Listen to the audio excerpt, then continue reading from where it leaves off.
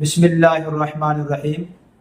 حضرات، آج کی ویڈیو میں ہم نے یہ سمجھنا ہے کہ قربانی کا فلسفہ کیا ہے، قربانی کا مقصد کیا ہے۔ موٹی سی بات آپ سمجھے کہ قربانی کا فلسفہ یہ ہے کہ اللہ کے حکم کے سامنے ہم اپنے سر کو جھکا لیں۔ جیسے ابراہیم علیہ السلام سے اللہ تعالیٰ نے فرمایا اسلم، ابراہیم فرما بردار ہو جائیں۔ فرمایا قال اسلمت لرب العالمین، اللہ میں آپ کے سامنے جھک گیا، فرما بردار ہو گیا۔ ہمیں چاہیے کہ اللہ کے حکم کے سامنے جھک جائیں، وہ چاہے بات ہماری سمجھ میں آئے نہ آئے، بغیر کسی قیل و قال کے اللہ کے حکم کو مان لینا، اپنی عقل کو پیچھے رکھنا ہے، اللہ کے حکم کو آگے رکھنا ہے۔ جیسے ابراہیم علیہ السلام نے اپنے اللہ کے حکم کو آگے رکھا، اپنی عقل کو پیچھے رکھا۔ عقل یہ کہتی ہے کہ بچے کو ذبح نہ کریں، عقل یہ کہتی ہے کہ یہ بچہ جو مجھے 86 سال کی عمر میں ملا ہے، میرا لاڈلا بیٹا، اس میں کیسے ذبح کروں؟ لیکن اللہ کا حکم تھا، بغیر کسی چوں چرا کے کہا کہ اللہ میں تیار ہوں اسے ذبح کرنے کے لیے، حالانکہ خواب تھا۔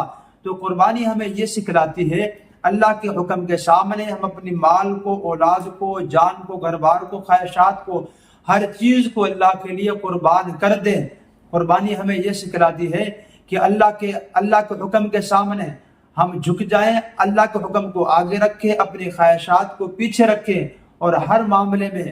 اور ہمیں یہ بھی سبق ملتا ہے کہ ہم سب سے محبوب چیز کو اللہ کے نام پہ قربان کریں۔ جیسے ابراہیم علیہ السلام نے اپنے پیارے بیٹے کو اللہ کے نام پہ ذبح کرنے کے لیے تیار ہو گئے، ہمیں بھی چاہیے ہم سب سے پیاری اچھی چیز کو اللہ کے نام پہ قربان کریں۔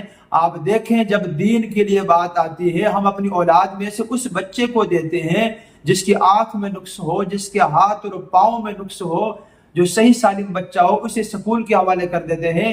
میرے بھائیوں، قربانی ہمیں یہ بتلاتی ہے، ابراہیم علیہ السلام نے اپنا پیارا بیٹا اور معصوم بچے کو اللہ کے لیے ذبح کرنے کے لیے تیار ہو گئے تھے۔ ہم بھی اپنے بچوں کو اپنے اللہ کے دین کے لیے انہیں وقف کر دیں۔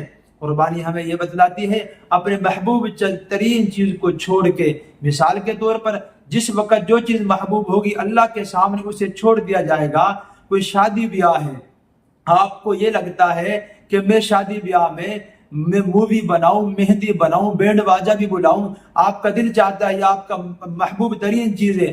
اللہ اور اللہ کے رسول کا حکم یہ ہے کہ یہ ناجائز چیزیں ہیں، یہ خرافات میں سے، یہ اسراف ہے۔ تو وہاں پر کیا کرنا؟ اللہ کے حکم کو آگے رکھنا، اپنے خواہشات کو پیچھے رکھنا۔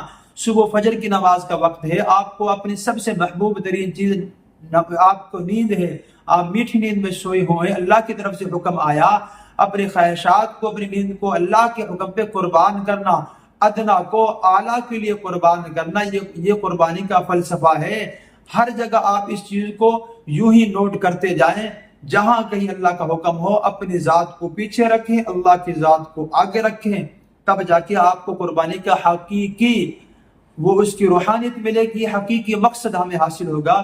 اللہ سے دعا اللہ تعالیٰ قربانی میں بھی اور قربانی کے علاوہ بھی ہر جگہ محبوب ترین چیز کو اور اپنے ذات کو پیچھے، اللہ تعالیٰ کی ذات کو اور اللہ تعالیٰ کے حکم کو آگے رکھنے کی توفیق نصیب فرمائے۔ وآخر دعوانا الحمدللہ رب العالمین۔